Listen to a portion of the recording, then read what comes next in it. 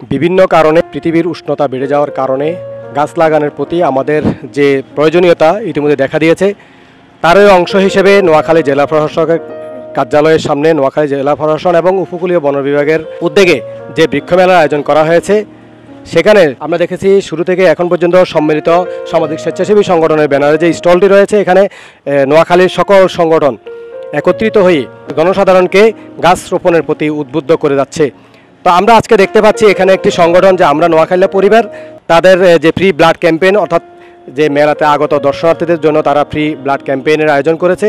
আজকে আমরা তাদের কার্যক্রম সম্পর্কে এবং তারা যে শুরু থেকে এখানে প্রচেষ্টা করে যাচ্ছে যে গাছ লাগানোর প্রতি মানুষকে সচেতন করে যাচ্ছে, সেই হিসাবে তাদের কাছ থেকে আমরা কিছু কথা জানতে চাইব।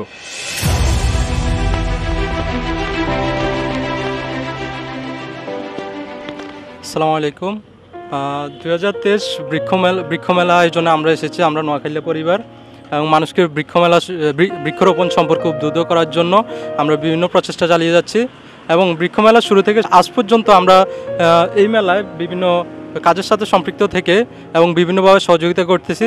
এবং আজকের দিনে আমরা নোয়াখালী পরিবার ফ্রিতে ব্লাড গ্রুপ ক্যাম্পেইন করছি, সাথে তাদেরকে গাছ ফ্রি দিচ্ছি এবং বৃক্ষরোপণ সম্পর্কে তাদেরকে সচেতন এবং উদ্বুদ্ধ করছি। ভবিষ্যতে ইনশাল্লাহ আমাদের এই কার্যক্রম পরিচালিত থাকবে এবং বিভিন্ন স্থানে আমরা গিয়ে এবার মানুষকে উদ্বুদ্ধ করব।